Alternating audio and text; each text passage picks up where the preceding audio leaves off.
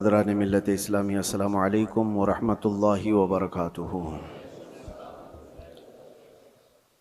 अल्हम्दुलिल्लाह अल्हम्दुलिल्लाहिल हन्नानिल मन्नान अल्लज़ी खलक़ल इंसान व अल्लमहुल बयान वस्सलातु वस्सलामु अला रसूलिही सय्यिदिल इंसी वल जान व अला आलिही व अस्हाबिही ज़विल खैरि वल इहसान अम्मा बअद। फ़अऊज़ु बिल्लाहि मिनश शैतानिर रजीम बिस्मिल्लाहिर रहमानिर रहीम। वमन नुअम्मिरहु नुनक्किसहु फ़िल ख़ल्क़ि अफ़ला यअक़िलून। सदक़ल्लाहु मौलानल अज़ीम। बारगाह रिसालत मुआब सल्लल्लाहु अलैहि वसल्लम में दुरूद पाक का हदिया पेश करें। अल्लाहुम्मा सल्लि अला सय्यिदिना व मौलाना मुहम्मदिन मअदनिल जूदि वल करम व आलिही व अस्हाबिहिल किराम व इब्निहिल करीम व बारिक व सल्लिम सलातन दाइमतन सरमदन अबदा। कुरान अज़ीम में अल्लाह अज़्ज़ा व जल इरशाद फरमाता है, सूरह यासीन की यह आयत है, हम जिसको लंबी उम्र देते हैं उसको उसी हालत की तरफ लौटा देते हैं जिसमें वो पहले था। यानी मैं आयत का मफहूम अर्ज कर रहा हूं, इंसान की शुरुआत जो होती है बचपने से, बच्चा है, बच्चा जिस कैफियत में बड़ा होता है, जवान होने के बाद एक पूरा इंसान नजर आता है। बच्चे को पूरा इंसान नहीं कहा जाता, उसकी अक्ल भी कम है, उसकी समझ कम है, उसके चलने फिरने में कमजोरी है, खाने पीने में मुकम्मल नहीं है। लेकिन जब बूढ़ा होता है तो उसको वापस बचपने की तरह बना दिया जाता है। इंसान की जिंदगी जहां से शुरू हुई उसी तरफ वापस आ जाती है। अब इस आयत की तफसीर में उलमाए इज़ाम, मुफस्सिरीन इज़ाम ने फरमाया है कि एक हालत से दूसरी हालत की तरफ फेर दिया जाना, इसको नुनक्किसहु फ़िल ख़ल्क़ कहा जाता है। सूरह यासीन की जो आयत मैंने आपके सामने पढ़ी, हमारी जिंदगी जैसे शुरू हुई, बचपने में दांत नहीं थे, सिर्फ दूध पी सकते थे और कोई हार्ड ग़िज़ा नहीं खा पाते हैं। बचपने में हाजमा इतना मजबूत नहीं था कि गोश्त मछली सब खा लें, वो नरम ग़िज़ा खाता। बचपने में वो खुद से चल नहीं पाता था, किसी के सहारे की ज़रूरत होती थी। बचपने में बोलने में ततलाहट आती, साफ साफ अल्फाज नहीं बोल पाता। छोटा बच्चा एक सवाल को बार बार करने लगता है, उसी चीज को बार बार पूछता है। छोटा बच्चा कभी कभार खुद से पेशाब पखाना कर लेता है, उसे एहसास नहीं हो पाता बिस्तर में। उसकी सफाई के लिए उसके साथ किसी की जरूरत होती है। अब हम आते हैं बचपने से, जब बड़ा हुआ जवानी में ये सारी चीजें उसकी परफेक्ट हो गई, लेकिन जैसी बुढ़ापे को पहुंचा फिर से वही हालत पर आया कि अब बूढ़ा भी दांत गिरने की वजह से हार्ड चीजें खा नहीं पाता। बूढ़े को भी नरम ग़िज़ा देनी पड़ती है। बूढ़े का भी हाजमा मजबूत नहीं होता कि हर चीज वो हजम कर ले जाए। बूढ़े के अंदर भी अब किसी के सहारे की जरूरत आ गई। इतनी कमजोरी आ गई कि खुद से खड़ा होकर के चल नहीं सकता, किसी के सहारे की जरूरत है। बूढ़े के अंदर भी भूलने की आदत आ गई। बूढ़े के अंदर भी एक चीज को बार बार पूछने की आदत आ गई जो बच्चे के साथ थी। बूढ़े के अंदर फिर वो मकाम भी आ गया कुछ बूढ़ों को कि पेशाब पाखाना निकलने लगा और उनको पता भी नहीं चल पा रहा है। कंट्रोल खत्म होने लग गया जिस्म का। बिस्तर पर उनके पेशाब पखाने भी हो गए। बहुत सारे बूढ़ों के साथ ये मामला होता गया। तो कहा गया इंसान जहां से शुरू हुआ था पलट करके वहीं आया है, उन्हीं हालात की तरफ उसे लाया गया है और फिर उसका खात्मा हो जाएगा। मैं ये बात इसलिए अर्ज कर रहा हूं कि गालिबन ऐसा लगता है कि दुनिया भी जिस अंदाज से शुरू हुई थी पलट करके उसी अंदाज पर आ जाएगी। आज के हालात हमें ये बता रहे हैं। अगर आज के जमाने में किसी से कहा जाए कि दुनिया वापस अपने पहले मदार पर आ जाएगी, पहले कैफियत पर आ जाएगी तो लोग हंसेंगे। दुनिया की पहली वाली कैफियत ये है, जमीन में बीज बो, फसल आए तो अनाज निकालो, चक्की में आटा पीसो और रोटी बनाओ और खाओ। ना कोई मशीन का तस्वुर, पत्थरों को टकरा करके आग जलाओ और दिए रोशन करो और घर को उसी से उजाला करो, यही पहली की कैफियत थी। कपड़े अपने हाथ से सिलो, बाकी कोई चीज नहीं थी। घोड़सवारी करो, कोई सवारी नहीं थी, न कार न गाड़ी न प्लेन न ट्रेन, कोई चीज नहीं थी। जानवरों पर सवारी किए जाते थे। दुनिया की ये पहली कैफियत है। आज मैं अगर कहूं कि दुनिया की उसी पहली कैफियत पर वापस आना पड़ेगा तो लोग हंसेंगे, ऐसा कैसा पॉसिबल है, मुमकिन नहीं है। लेकिन मेरे अजीजों, आज मैं एक बहुत अहम बात आपके सामने रखने जा रहा हूं। हो सकता है दुनिया उसी पहली वाली कैफियत पर वापस आ जाएगी, उसी कैफियत पर जहां से शुरू हुई थी। आज के हालात देखकर यह लगता है पेट्रोल, मिसाइल और न्यूक्लियर वेपन्स के जरिए से पूरी दुनिया ऐसी तबाह हो रही है। ये तो अभी हथियारों का इस्तेमाल पूरा नहीं हुआ। जो हथियार ये सुपर पावर कंट्रीज बना करके बैठे हुए हैं, इनका अभी इस्तेमाल नहीं हुआ। 1945 में जो न्यूक्लियर का इस्तेमाल हुआ था, उसका असर आज तक होता है जापान में, नागासाकी और हिरोशिमा में। आज से तकरीबन 70 साल पहले इस्तेमाल की हुई चीजों का आज भी असर है। नस्लें वहां की लंगड़ी लूली हैं, जमीन बंजर है कि कभी सब्जा नहीं उगेगा, और उस जमाने में बनाया हुआ वो न्यूक्लियर वेपन था। 70 साल के बाद तो टेक्नोलॉजी बहुत आगे बढ़ चुकी है। आज के इनके पास जो न्यूक्लियर वेपन है, जो दानिश्वर बताते हैं कि एक कंट्री ही जिसके पास न्यूक्लियर, अमेरिका हो या रशिया हो, वो 9 बार दुनिया को तबाह कर सकते हैं। पूरी दुनिया की बात कर रहा हूं। इतने हथियार वो जमा करके रखे हुए हैं। उनका तो अभी इस्तेमाल नहीं है, बड़े बड़े मिसाइल का अभी इस्तेमाल नहीं। लेकिन मैं आपको जो बात छेड़ा कि क्या दुनिया वापस अपने पहली कैफियत पर आएगी, मैं आपको बहुत कोई पेशन गोई करने वाला, प्रेडिक्शन करने वाला, उस अंदाज में भविष्यवाणी करने वाला उस अंदाज से नहीं बता रहा हूं। कराइन और कयास, आज एक ही एनर्जी पर आपकी रोक लगा दी जाए तो दुनिया में हमारी जिंदगी ठप पड़ सकती है। आपको पता है तेल और गैस के मामलात में आज दुनिया जूझ रही है। सिर्फ ये इंडियंस का मसला नहीं है, तकरीबन दुनिया का। और आपको अंदाजा होना चाहिए, ये जो जंग चल रही है अमेरिका, ईरान, इजराइल के बीच में, सबको खबर है। तकरीबन आज इंटरनेट से सब लगे हुए हैं और खबरें लेते रहते हैं। ईरान के पास एक हुर्मुज स्ट्रेट है जिससे सारे शिप्स गुजरते हैं। दुनिया वहां से अपने तेल और गैस और फर्टिलाइजर की खपत करती है, लेती है, देती है। लेकिन हैरत की बात यह है, पूरी दुनिया वहां से जो ट्रेड करती है वो सिर्फ 25% है, 75% नहीं, 25% वहां से तेल दुनिया का आता है। मुझे हैरत इस बात की होती है कि ईरान ने सिर्फ 25% पर रोक लगाई तो अभी दुनिया इसकी हालत ये है। सिर्फ अभी 20-25% को रोका गया है, सप्लाई चेन रुक गई है, तो अभी से लोग पैनिक होना शुरू हो चुके हैं। ये तो अभी आपको अंदाजा नहीं, चंद दिनों के बाद जो हालात आने वाले हैं, अल्लाह ही खैर करे।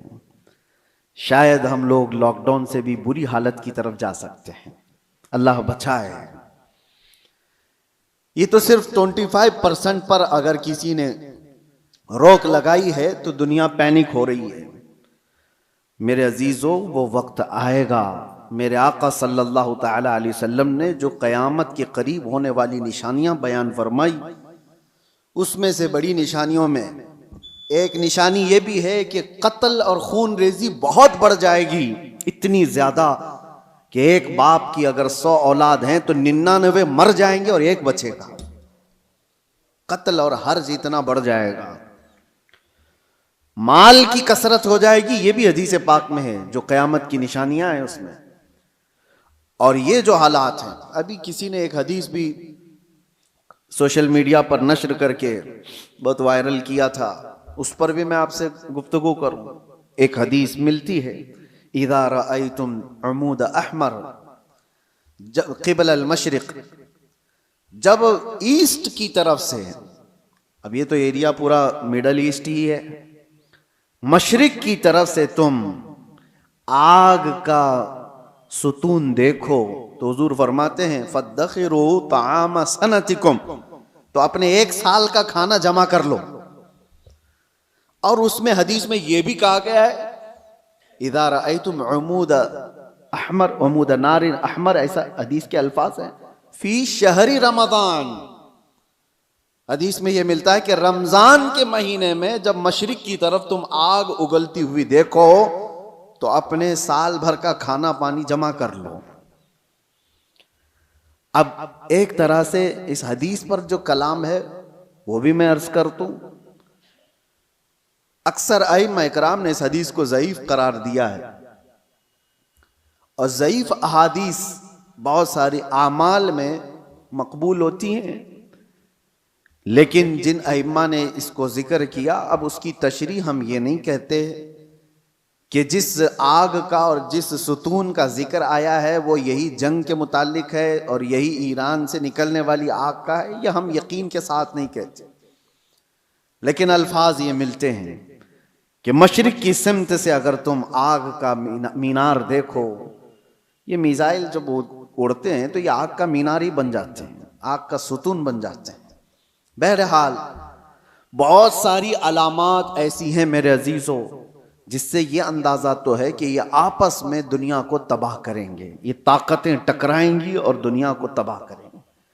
आम लोगों की मौत कसरत से होगी, बड़े लोग अपनी अपनी सिक्योरिटी और अपनी हिफाजत का इंतजाम करके बैठे होंगे, आम इंसानों को मरने के लिए छोड़ दिया जाएगा। जंगों में सबकी तबाही है, कहने को तो अमेरिका कल ऐलान कर देगा कि हम जीत गए, जीत किस बात की है? क्या इंसानों के हजारों कत्ल के बाद कोई जीतता है?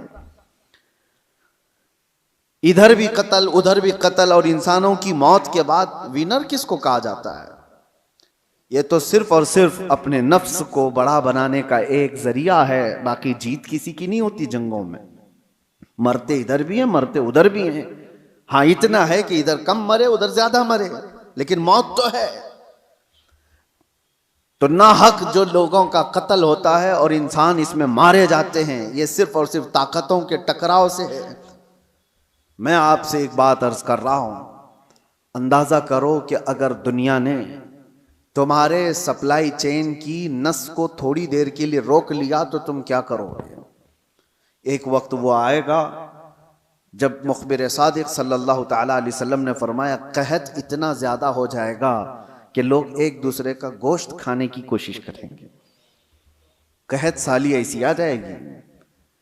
सारी कहत साली किसको कहते हैं? कहत। एक हदीस में तो मिलता है कि दज्जाल के आने से 3 साल पहले पहला साल ऐसा होगा कि जमीन 1/3 हिस्सा सब्जा उगाना रोक देगी और आसमान 1/3 हिस्सा बारिश बरसाना छोड़ देगा। और दूसरा साल ऐसा आएगा कि जमीन आधा हिस्सा सब्जा उगाना छोड़ चुकी होगी और आधा हिस्सा आसमान बारिश बरसाना रोक देगा। और तीसरा साल ऐसा आएगा कि जमीन पूरा हिस्सा सब्जा उगाना छोड़ चुकी होगी और आसमान पूरा ही बंद हो चुका होगा, कोई बूंद कतरा नहीं गिरेगा बारिश का।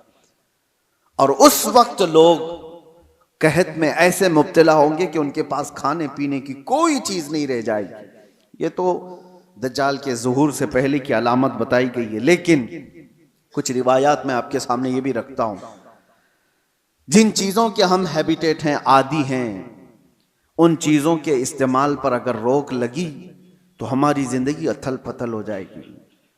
आपको सिर्फ ऐसा लगता है कि गैस और तेल के रुकने से क्या होगा, किसी एनर्जी इंफ्रास्ट्रक्चर पर हमला होने से क्या होगा? मेरे अजीजों, आज जिस सिचुएशन में हम हैं, हमारी जिंदगियां पूरी उलट पलट हो जाएंगी। हम वो लोग नहीं हैं जो चक्की पीस कर खाने वाले थे। आज मशीनों के दौर में जीने वाले लोग हैं। तुम्हारे पास एक चम्मच मसाला भी बगैर मशीन के पिसा हुआ नहीं होता। हर चीज के लिए तुम्हें एनर्जी की जरूरत है, हर चीज के लिए तुम्हें करंट और तेल और गैस की जरूरत है। ऐसी आदत हमें आज लगी हुई है। हमारा कोई खाना बगैर मशीनों से गुजरा हुआ नहीं आता, कोई खाना। हाँ, सिर्फ और सिर्फ कुदरती फल फ्रूट खा लिए तो अलग बात है, बाकी सारे जो खाने के जो हमारे आदात हैं ये बगैर एनर्जी प्रोसेस से नहीं आते हमारे पास। कल को जब ये सवारियां रुक जाएंगी, जब ये नकल हमल एक जगह से दूसरी जगह जाने के ट्रांसपोर्ट और कम्युनिकेशन सब रुक जाएगा, तो लोगों के अंदर का एक पागलपन बाहर आएगा। ये इब्तिदा है। दूसरी एक चीज, आज से तकरीबन 9 साल कबल मैंने एक बयान में अर्ज किया था, क्रिप्टो करेंसी का जो यहां पर दुनिया में रिवाज लाने की कोशिश की जा रही है, उससे क्या होने वाला है।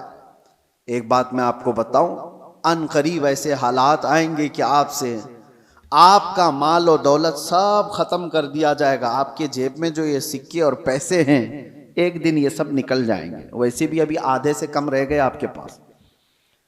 आपकी जो दौलत है वो सब आपके बैंकों में है और आप मोबाइल लेकर के घूमते हैं या एटीएम कार्ड लेके घूमते हैं। आपको बैंक ने सिर्फ इतना बताया, इतने डिजिट हैं आपके पास पैसे। आपको भी यकीन है 10 लाख रुपए आपने बैंक में जमा किए और 10 लाख का डिजिट आपको बैंक ने दे दिया आपके मोबाइल के मैसेज पर, और आपको यकीन है मेरे पास 10 लाख हैं। पकड़ने में कुछ भी नहीं आपके पास, और ना ही रोज जाकर के आप बैंक का मुशाहिदा कर रहे हैं कि मेरे जो नोट दिया था वो है कि नहीं है कि नहीं है। आपको उससे कोई मतलब नहीं। बैंकों ने आपको एक जमानत दे दी कि आपके इतने पैसे हमारे पास हैं। जमानत क्या है? सिर्फ मैसेज है, वो डिजिट है, वो नंबर्स हैं। उन्हीं नंबर्स पर दुनिया जी रही होगी। अभी ये रिवाज और बढ़ता जाएगा। आप जो कैरी करते थे सिक्के और नोट, वो भी खत्म कर दिए जाएंगे। कुछ नहीं होगा किसी के पास, और सारा ट्रांजैक्शन आपका जो चलता है वो इंटरनेट से चलता है। जिस दिन इंटरनेट को शट डाउन कर दिया जाएगा, सारे के सारे फकीर होंगे, किसी के पास कुछ नहीं होगा। उनके हाथों में ना कोई रकम होगी ना कोई पैसा होगा, क्योंकि सब कुछ उनको बताया गया था कि बैंक में इतने डिजिट हैं हमारे पास। इसकी क्या श्योरिटी है कि कभी इंटरनेट बंद नहीं होगा? इसकी क्या गारंटी है? मेरे अजीजों, इसीलिए पहले के दौर में लोग दिरहम और दीनार रखते थे। दिरहम और दीनार क्या होते हैं?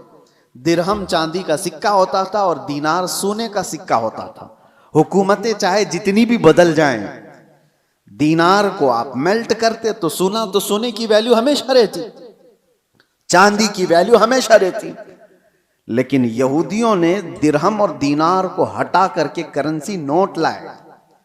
कागज के टुकड़े जो आज हमारी जेब में हैं, 100 का है, 200 का है, 500 का है, 2000 का, जो भी नोट हैं, डॉलर हो कि यूरो हो कि पाउंड हो कि रुपया हो, सब कागज पे हैं। और इस कागज की वैल्यू सिर्फ इसलिए है कि गवर्नमेंट ने कहा है इसकी इतनी कीमत है।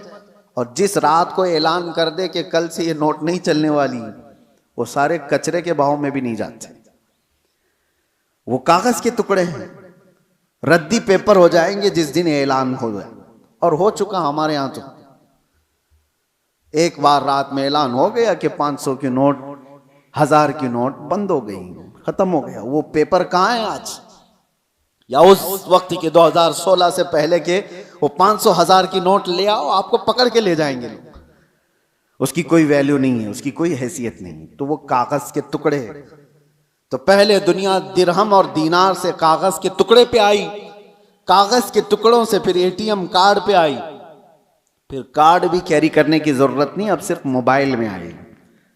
आप मोबाइल से सारा ट्रांजैक्शन करो, इधर से मैसेज उधर गया, उधर से मैसेज इधर आया। बाकी हैरत होती है, कभी हम टैक्सी में बैठे हैं, 500 रुपये हो गए, ना मैंने जेब से कुछ निकाला ना उसने लिया, इधर से मैसेज उधर गया, उसको भी यकीन है मेरे पास 500 आ गए। मेरे पास भी वही मोबाइल, उसके पास भी वही मोबाइल, मोबाइल सिर्फ इतना कह दिया उसको कि 500 का एक मैसेज छलक गया है, हाँ वो आगे बढ़ गया, ये यकीन बढ़ता चला गया इन डिजिट्स के ऊपर, इन नंबर्स के ऊपर।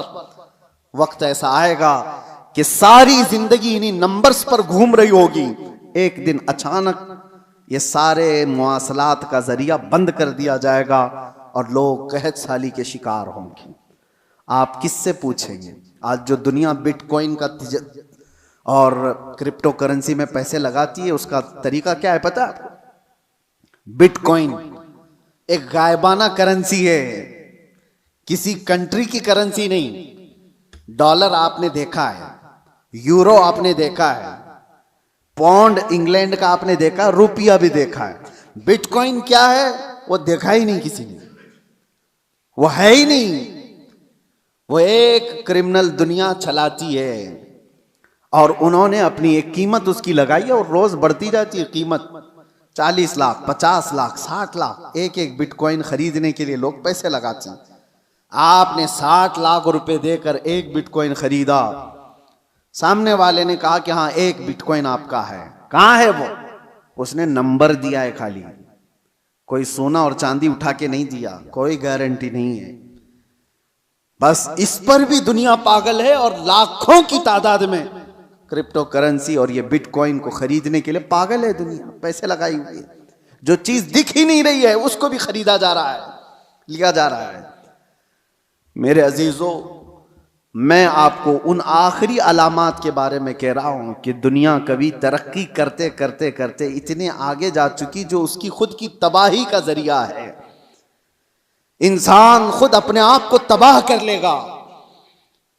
आज ये तमाम जराया पर निर्भर होकर के रहना, यह हमारी तबाही के करीब जाने का है।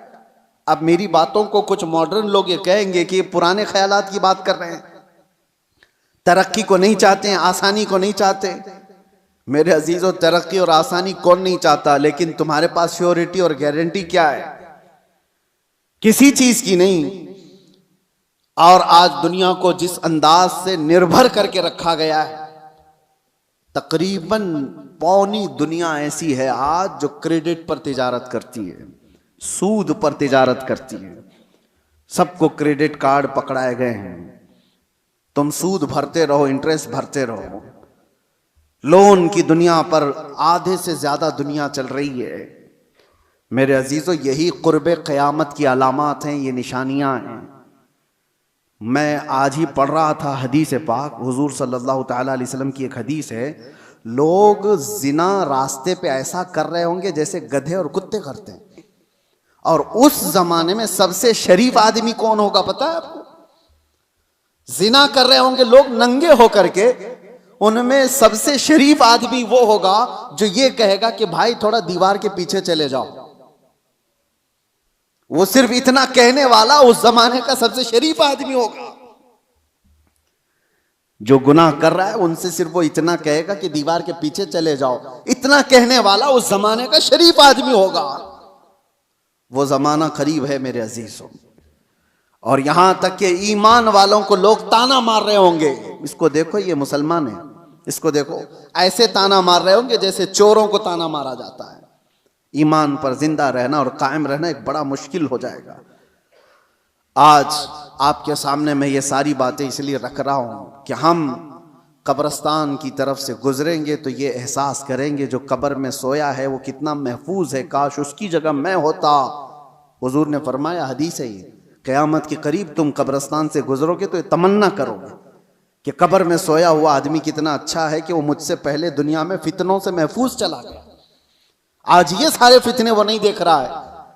एक बात आप याद रख लेना, ये जंगों के हालात दुनिया को अभी बदल के रखने वाले हैं। अगले साल तक अल्लाह ने अगर जिंदगी दी तो देखना दुनिया का नक्शा बदल चुका होगा, जीने के अंदाज बदल चुके होंगे, बहुत सारी नई चीजें आपको सुनने में आएंगी और देखने को मिलेंगी, तौर तरीके बदल चुके होंगे। अचानक होने वाले हालात पूरी दुनिया को एकसर बदल कर रखेंगे। इसलिए हर घड़ी आप एक्टिव रहो कि ईमान के साथ दुनिया से जाना है। इन फितनों के दौर में हर घड़ी आप अपने ईमान की हिफाजत की फिक्र करो। अब जो दौर आ रहा है इससे खतरनाक दौर दुनिया की इब्तिदा से लेकर अब तक नहीं आया, कभी नहीं। इससे ज्यादा खतरनाक दौर कभी पहले नहीं आया। जो आने वाला है वो दज्जाल के ज़हूर का जमाना है।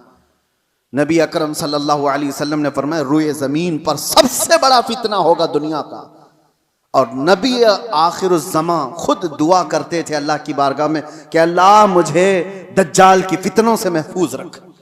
तो सैयदुल अंबिया जिसकी दुआ करके पनाह मांगते हो, हमारा हशर क्या होगा, हमारा हाल क्या होगा। जिसको बचने की फिक्र होगी अल्लाह उसकी हिफाजत करेगा।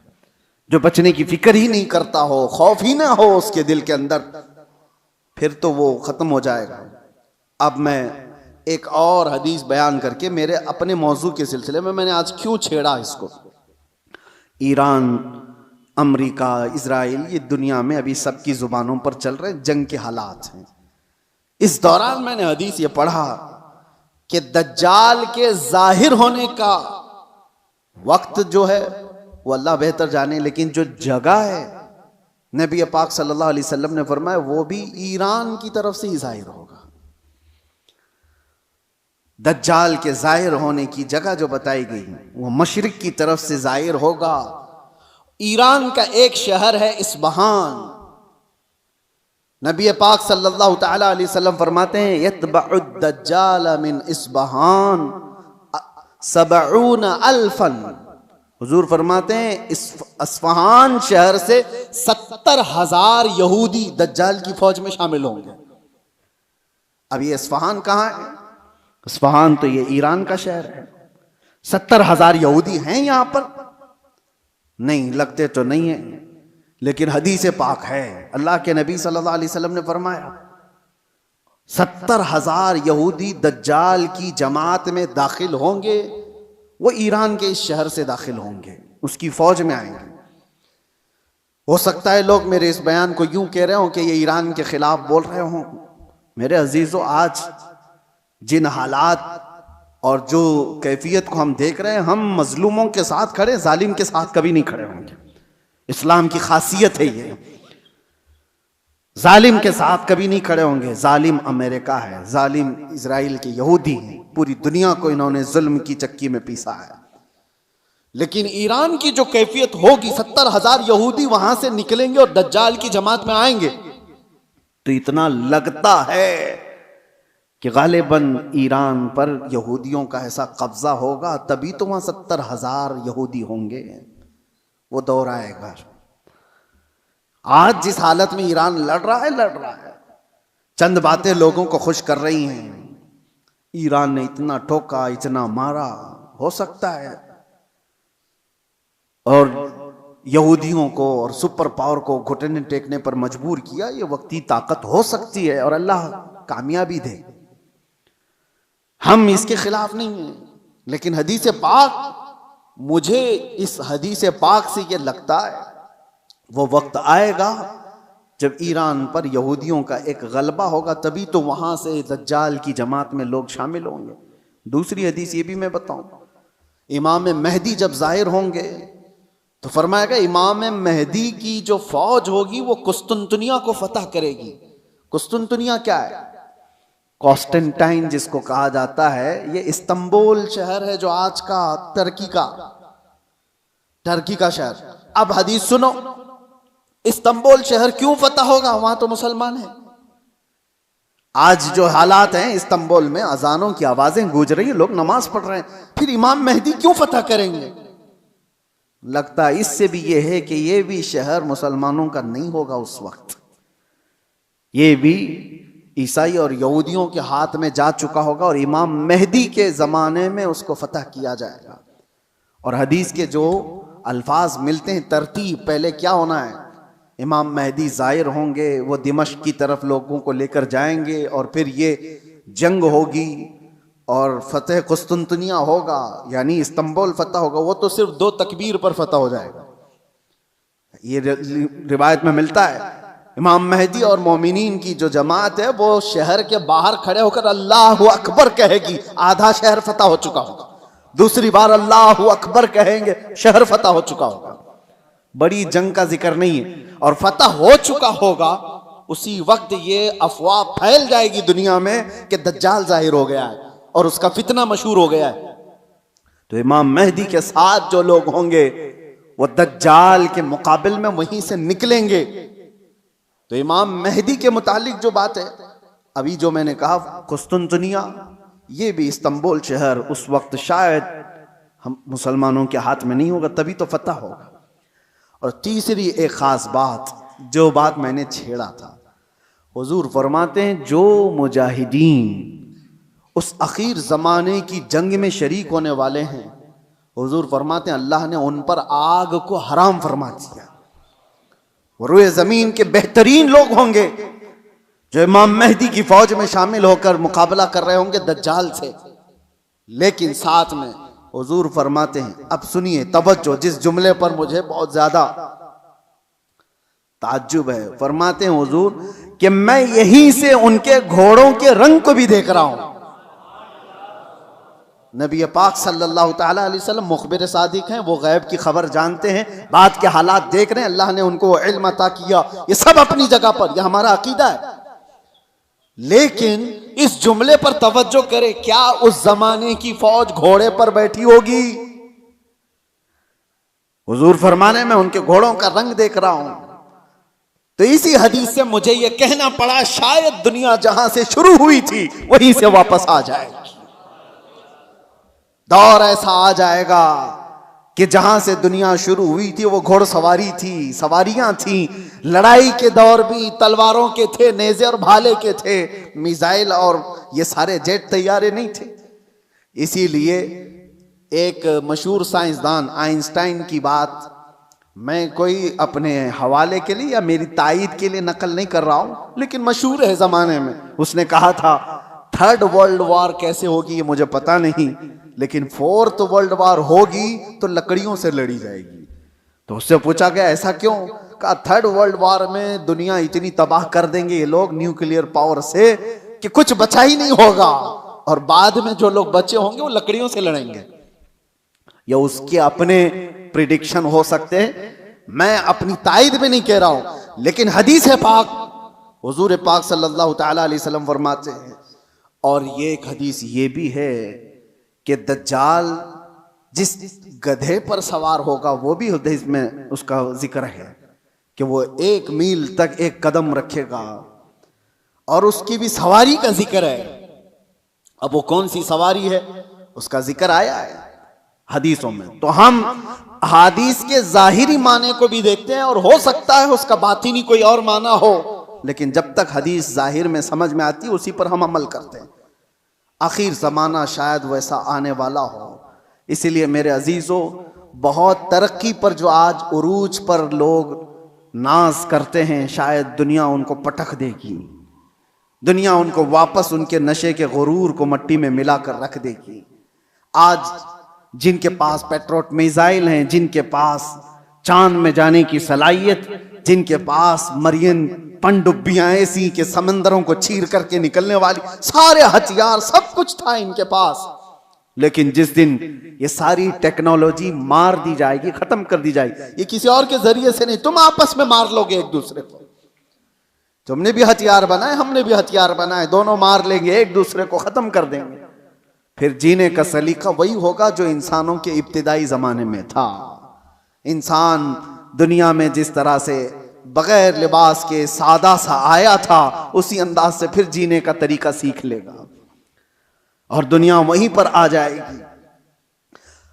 और एक हदीस हुजूर पाक सल्लल्लाहु ताला अलैहि वसल्लम ने आखिरी वक्त के मुतालिक जो फरमाया कि क़यामत जब आएगी तो क्या हालत होगी उस वक्त, और हुजूर ने फरमाया सिर्फ शरीर लोगों पर, कुफ्फार और मुशरिकीन पर क़यामत आएगी, ईमान वाले खत्म हो चुके होंगे, हत्ता कि काबा शरीफ भी जला दिया जा चुका होगा। हदीस पाक में मिलता है काबा को खत्म करने वाला एक हबशी शख्स आएगा, कुरान उठा लिया जाएगा रुए जमीन से। ईमान वाले पूरी दुनिया पर नहीं होंगे जब क़यामत आएगी, और क़यामत आने के वक्त, ऐन वक्त जो सूर फूंका जाएगा, उस वक्त लोग क्या कर रहे होंगे? उस वक्त हुजूर फरमाते हैं कि सब अपने अपने कामों में मशगूल होंगे। कोई खेती बाड़ी कर रहा होगा, हल चला रहा होगा, कोई कपड़ा काट रहा होगा, और वो वहीं से अपनी कैंची फेंक देगा, हल चला रहा होगा वहीं फेंक देगा, वो आवाज़ सुनते ही, यहाँ तक कि हामिला औरत के पेट से बच्चा निकल जाएगा। उस आवाज की दहशत से दूध पिलाने वाली मां अपने बच्चे को फेंक देगी। ये जो हदीस में है, वहां पर भी दुनिया की बड़ी तरक्कियात का जिक्र नहीं है। ये नहीं है कि बहुत हाई फाई इंटरनेट में आदमी बैठा होगा या मशीनें चला रहा होगा। वहां पर भी हदीस में जिक्र मिलता है कि हल चला रहा होगा, कैंची काट रहा होगा। तो फिर मुझे यही कहना पड़ता है कि दुनिया जहां से शुरू हुई थी उन्हीं हालात पर आ जाएगी। ये कैंची हाथ में लेगी और हल हाथ में लेगी, जमीन में बीज बोएगी और फसल उगाएगी, और जब आएंगे तो चक्की पीस करके अपने घर के खाने का इंतजाम करेगी। बहरहाल जो भी हालात हैं, हम दुनिया के आखिरी वक्त पर आ चुके हैं। और एक ये भी बात मैं कह करके जाता हूं, बाज बुजुर्गों ने फरमाया इमाम मेहदी कब जाहिर होंगे, तो उसके मुतालिक बुजुर्गों ने फरमाया जब सारे मोमिनीन दुआ करने लग जाएं कि ऐ अल्लाह इमाम मेहदी को जाहिर फरमाते, तो अल्लाह तबारक व तआला करीब है कि उनको जाहिर फरमाएगा। लेकिन आज की सिचुएशन ये है, मैं देखता हूं हम सारी दुआएं करते हैं, क्या मोमिनीन की आम जमातें इमाम मेहदी के जाहिर होने की दुआ करते हैं? कहीं ये दुआ का भी रिवाज आम हो जाए कि अल्लाह इमाम मेहदी को जाहिर फरमाते। जब ये दुआ कसरत से होने लगी कि वो आ जाएंगे इमाम मेहदी के जाहिर होने की। और दूसरी हदीस ये भी है, यदहलुन नासु, हुजूर फरमाते हैं अन जिक्री दज्जाल, दज्जाल का जिक्र करना लोग छोड़ चुके होंगे, उलमा मिंबरों से बयान करना खत्म कर चुके होंगे, तब दज्जाल आएगा। जब तक दज्जाल के बारे में अवेयरनेस होगा लोगों के दरमियान, दज्जाल नहीं आएगा। लोग बयान करना छोड़ चुके होंगे और उसका जिक्र करना तर्क कर चुके होंगे। ये दोनों चीजें हमारे अंदर आने ना पाए। अल्लाह तबारक व तआला हम सबको आखिरी जमाने की फितनों से महफूज फरमाए। आज जो होने वाले हालात हैं उसके लिए आप अपने अपने इंतजामात में, लोग आज अपना राशन पानी सब जमा कर रहे हैं, मैं कहता हूँ अपना ईमान भी जमा करके रखो, अपने आमाल और अपने अकीदे की हिफाजत करो। कल के आने वाला दौर, एक दिन दो दिन रोटी ना खा करके अगर आप रह भी जाओगे, लेकिन ईमान के बगैर दुनिया से जाओगे तो हमेशा जहन्नम में जलाए जाओगे। ईमान की हिफाजत भी आज उतनी ही ज़रूरी है, इसलिए कि आदमी जब मुसीबतें आती हैं तो इनकार खुदा कर बैठता है, वो लोगों के पीछे चल भागता है। वो दौर आएगा जब लोग अपने माल की तरफ तुम्हें बुलाएंगे, तुम्हारे पास होगा कुछ नहीं तो भागोगे उनके पास, अपना ईमान भी बेच दें, सब कुछ, कि मुझे मेरे बच्चों को खिलाना है, मैं आज इसके पास जाऊंगा, इसके पास माल है, इसके पास खाना पानी है, इसके पास राशन है, ये सब कुछ दे रहा है। ये कहा गया कि दज्जाल रोटियों के पहाड़ लेकर चलेगा। जब दुनिया में कहत होगा, लोग खाने के मोहताज होंगे और दज्जाल के पास ग़िज़ा के पहाड़ होंगे, चल रहे होंगे साथ में। दुनिया भूखी उसके पीछे लपक जाएगी कि रोटियों का पहाड़ इसके साथ है, तो खाने का जखीरा जिसके पास होगा, दुनिया पागल की तरह उसकी तरफ लपक जाएगी। तो आने वाला दौर अगर कहत का है तो आप ये भी ईमान रखो कि जहां खाना बट रहा है वहां ईमान वाला नहीं जाता। जहां मेरे मुस्तफा की मोहब्बत बट रही है, भूख को तर्क करेगा, मेरे आका के कदमों को इख्तियार करेगा। अल्लाह ताला हमें हुजूर के कदमों में जिंदगी अता फरमाए, ईमान के साथ जिंदा रखे और ईमान के साथ इस दुनिया से उठाए।